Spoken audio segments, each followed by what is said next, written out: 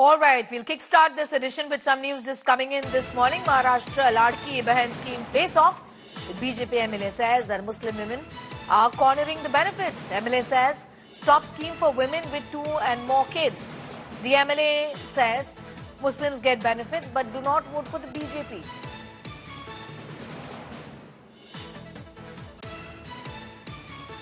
दोन अपत्यापेक्षा जास्त असेल कारण का एका बाजूला मतदान करत असताना मोदीजी नको हिंदुत्ववादी विचाराचं सरकार महायुती सरकार नको पण अन्य वेळी आमच्या प्रत्येक शासकीय योजनेचा लाभ घेणारे मुसलमान समाजाचे कुटुंबे असतात मग तुम्हाला अगर तुमचा धर्मच महत्त्वाचा असेल मग तुम्ही लाभ कशाला घेता आणि मुख्यमंत्री लाडली बहीण योजनेमध्ये जे लाभार्थीची यादी आहे त्याच्यात बघितलं त्याच्यामध्ये जास्त लाभार्थी हे त्याच संख्येचे दिसतायत म्हणून मी आदरणीय मुख्यमंत्री देवेंद्र फडणवीसजींना आम्ही विनंती करणार आहे फक्त आमच्या आदिवासी समाजाला बाजूला म्हणजे वगळून बाजूला ठेवून अन्य ज्यांना दोन पेक्षा जास्त अपत्य असतील त्यांना त्या योजनेमधून वगळावं मुख्यमंत्री लाडली बहीण योजनेत जेणेकरून जास्तीत जास्त हिंदू समाज आणि त्याचबरोबर जे सरकारला मतदान करतात मोदीजींच्या नेतृत्वावर विश्वास ठेवतात महायुती आणि आमच्या देवेंद्रजींच्या विचारावर विश्वास ठेवतात त्यांनाच आमच्या योजनेचा लाभ भेटला पाहिजे. Vidya getting in more details. Vidya, a very controversial statement that has been made by the BJP MLA. They are talking about the fact that Muslim women should not be getting this benefit, this advantage. It's extremely unfair. What is the opposition now saying? Well, in fact, this is not the first time that a BJP leader has said this. In fact, before the voting had actually happened in Maharashtra, there was a BJP leader's threat who had said that they'll be keeping a watch on people who have not voted for the Mahayuti and they'll, do the hisab kitab later, is what something that they had spoken about. But of course, making this kind of a statement divisive on the lines of religion is something that is not going down well with many opposition leaders. In fact, there are political parties from the other side, opposition, who are raising as to why this kind of a divide should be really made when a government project is for everyone, that it should not be divisive, because then it would, and the rules do not really specify that whether you should have if you don't have children or you have more than 2 children, then you can't avail. The rules do not specify so, but with Nitesh Rani saying that this kind of condition should be brought in, we'll really have to wait as to what Mr. Fadnavis, the Chief Minister of Maharashtra, really has to say on this. But certainly the opposition is raising its voice against it. Doubtedly, they would be, given the concerns. As far as the statement from the BJP MLA is concerned, Muslim women cornering the benefits of the Ladki Behan scheme.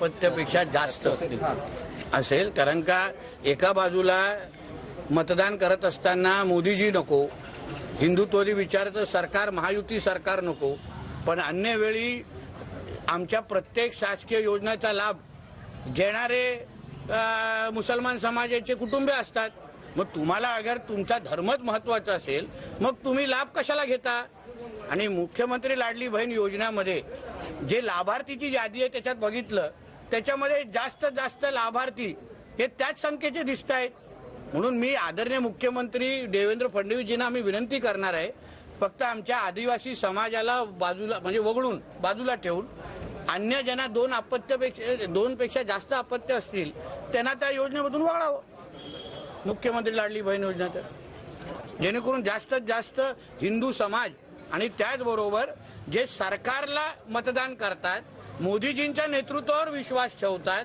Mahayuti आणि आमच्या देवेंद्रजींच्या विचारावर विश्वास ठेवतात त्यांनाच आमच्या योजनेचा लाभ भेटला पाहिजे. All right, so Hindus are not getting the benefits of the scheme, says Nilesh Rani. Stop the scheme for women with more than 2 children.